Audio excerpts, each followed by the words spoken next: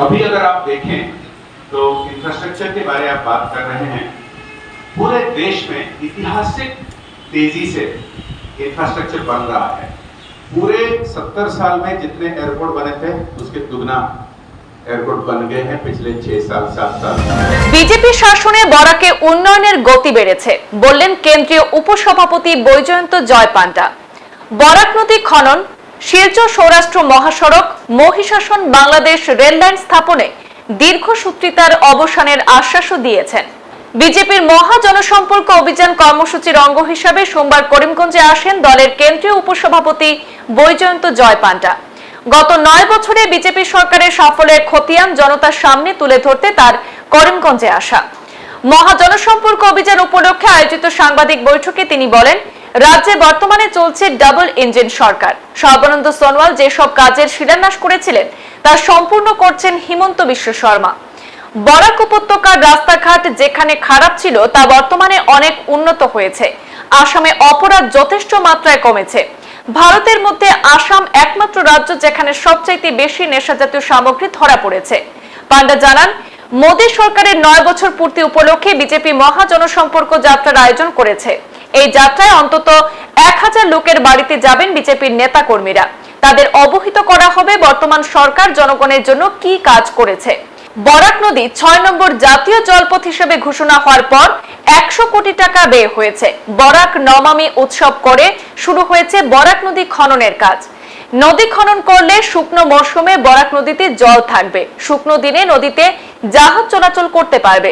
কিন্তু বর্তমানে বরাক নদীর অনেক অংশে বালুর চর পড়ে গেছে। সেক্ষেত্রে দুর্নীতির বিষয়টি তুলে ধরেন সাংবাদিকরা। নদী সংস্কারের মাধ্যমে বাংলাদেশকে কুশিয়ারা নদীর জল দেওয়া হয়েছে। নদী খননের লাভ এখনো চোখে পড়েনি বরাকের লোকদের। তাছাড়া করিমগঞ্জের মহিষাসন থেকে বাংলাদেশ পর্যন্ত প্রস্তাবিত রেল লাইন স্থাপনের কাজ মন্থর গতিতে চলছে বলেও সাংবাদিকরা বিজেপির কেন্দ্রীয় উপসভাপতিকে অবহিত করেন। অটল বিহারী বাজপেয়ীর স্বপ্নের শিলচর সৌরাষ্ট্র মহাসড়কের কাজ আজ অবধি কেন শেষ হয়নি সাংবাদিকরা প্রশ্ন করেন। কেন্দ্র পুনর্বিন্যাসের নামে বরাকের 2টি আসন কেটে অন্যত্র নিয়ে যাওয়ার যে পরিকল্পনা চলছে সে প্রসঙ্গেও কেন্দ্রীয় নেতাকে অবহিত করা হয়। সাংবাদিকদের উত্থাপিত প্রশ্নগুলো ভালো করে অনুধাবন করেন কেন্দ্রীয় উপসভাপতি এবং পরবর্তী সময়ে সেই সব বিষয়ে ব্যবস্থা গ্রহণ করবেন বলেও আশ্বাস দেন।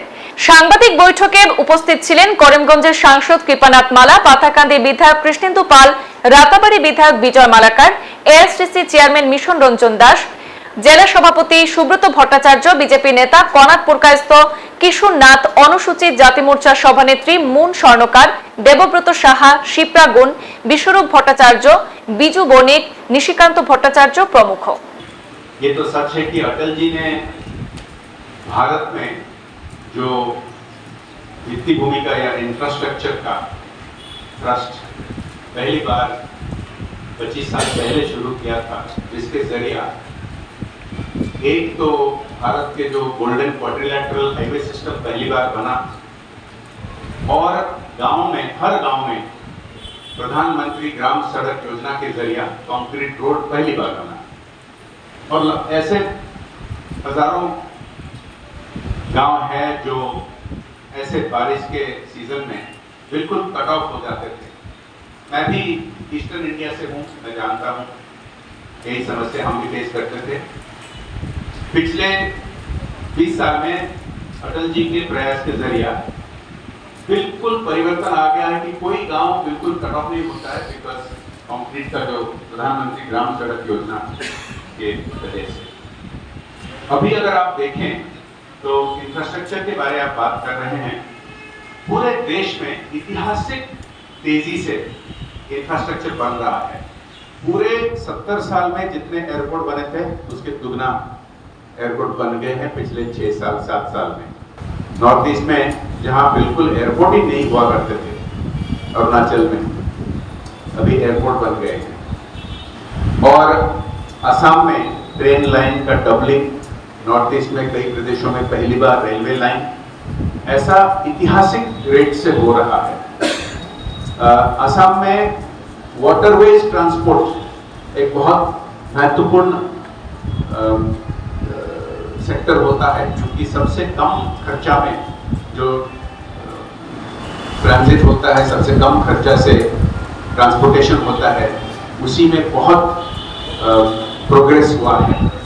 तो ऐसे अगर आप देखें हाईवे का रेट ऑफ कंस्ट्रक्शन कितने किलोमीटर पर डे बनते हैं, वो पहले जितना था उससे दुगना से ज्यादा रेट पे अभी हाईवेज बन रहे हैं।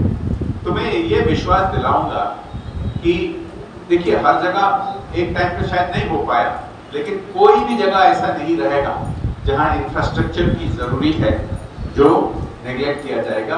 वो आज नहीं तो कल जरूर बन जाएगा।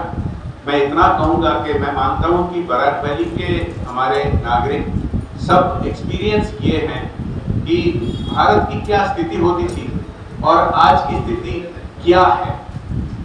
और आने वाले दिनों में मेरा विश्वास है कि मोदी जी के लिए जो आशीर्वाद रखे हैं, भारतीय जनता पार्टी के लिए जो आशीर्वाद रखे हैं, पूरे देश के नागरिक, असम के नागरिक, बराक वैली में भी जो ऐतिहासिक रूप से एक बार नहीं दो बार पूर्ण बहुमत से सरकार बनाए हैं, उसका अब लाभ भी देखने को मिल रहा है।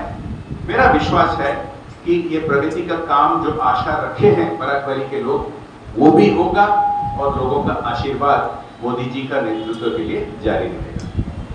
इस महीना का शेष 10 दिन में जाके लाखों करोड़ों जनता के साथ सीधा संपर्क करेंगे और इसमें मीडिया के बंधुओं के साथ मिलना एक प्रमुख कार्यक्रम है जो हम सभी जगह कर रहे हैं। असम में इसको 2 दिन पहले शुरू किए। गुवाहाटी में बहुत बड़ा पब्लिक रैली हुआ था, 25,000 से अधिक वहां उपस्थित थे। और जैसे कि विभिन्न प्रकार के बैठक और चर्चा के बारे में जिक्र कर रहा था, वो हम करके पवन जी और मैं यहाँ आए हैं और करीमगंज, हैलाकंडी और इस क्षेत्र के यही कार्यक्रम इसी से शुरू हुआ आज और 2 दिन तक चलेगा। इस पर जो मूल बिंदु है कि मोदी सरकार के 9 वर्ष पूर्ण होने पर अगर हम थोड़ा ध्यान दें, इन 9 सालों में भारत की जो चित्र है देश में विदेश में, इसमें संपूर्ण तरफ से परिवर्तन हुआ है। अब पिछले 9 सालों से, लेकिन खास करके कोरोना समय से अगर देखें तो ना केवल भारत ने, जो कोरोना के समय कहा जाता था कि हम मुकाबला नहीं कर पाएंगे, अगर आप आंकड़े देखें तो दुनिया में अगर कोई देश सबसे अच्छी तरह से मुकाबला किया कोरोना का, वो हुआ भारत का। मोर्टेलिटी रेट सबसे कम रहा और इतिहास में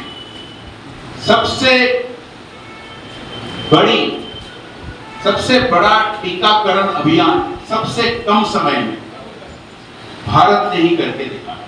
ना केवल इतना, 100 से ज्यादा अन्य देशों को टीका पहुंचाकर भारत ने ही मदद की। उसके बाद अगर आप देखें तो कोरोना की वजह से दुनिया भर जिस प्रकार का अर्थनैतिक व्यवस्था पर असर पड़ा सभी देशों पर, लेकिन सभी जगह यही प्रशंसा हो रही है कि सबसे अच्छा मुकाबला इसका भारत ने ही किया। अगर आप महंगाई देखें, पड़ोसी देशों में, विकसित देशों में उनके हाल देखें तो सबसे कम महंगाई को मैनेज करने वाला देश भारत ही रहा है और इसका बार बार प्रशंसा हो रहा है वर्ल्ड बैंक से, IMF से, अन्य देशों से। और इसका प्रमाण ये रहा है कि अन्य देशों को भारत ने ही मदद पहुंचा रहा है। हो या श्रीलंका को, म्यांमार को, नेपाल को, बहुत सारे देशों को, अफ्रीका में भी देशों को। तो आज की जो चित्र है भारत की, सारी दुनिया में भारत की प्रशंसा होती है और मोदी सरकार की प्रशंसा होती है और हमारे आदरणीय प्रधानमंत्री जी के नेतृत्व का प्रशंसा हो। ये जो मैं बता रहा था, इसके दौरान भारत की जीडीपी ग्रोथ रेट, जो अर्थनैतिक व्यवस्था की ग्रोथ पूरी दुनिया में सबसे ज्यादा पहुंच चुका है, इसकी प्रशंसा हो रही है। दुनिया में 5th लार्जेस्ट इकोनॉमी भारत बन गया है, इसकी प्रशंसा हो रही है। इसका मतलब यह होता है कि जिस प्रकार के हमारे अपने देश में हम जनता की सेवा कर पा रहे हैं, यह संभव हो रहा है। जैसे कि 90 करोड़ लोगों को खाद्य पहुंचाना, जो दुनिया के सबसे बड़ा इस तरह का योजना है। पूरा यूरोप और अमेरिका की आबादी की मिलाकर जितने लोग होते हैं, उनसे ज्यादा लोगों को प्रधानमंत्री गरीब कल्याण अन्न योजना पहुंचा। योजनाएं तो बहुत लागू हुए हैं। अगर आप प्रधानमंत्री आवास योजना देखें, केवल असम में 20 लाख घर सैंक्शन हुए हैं गरीब नागरिकों की मदद के लिए। সংবাদ এই পর্যন্তই, ফিরছি পরবর্তী অন্যান্য আপডেট নিয়ে। ধন্যবাদ।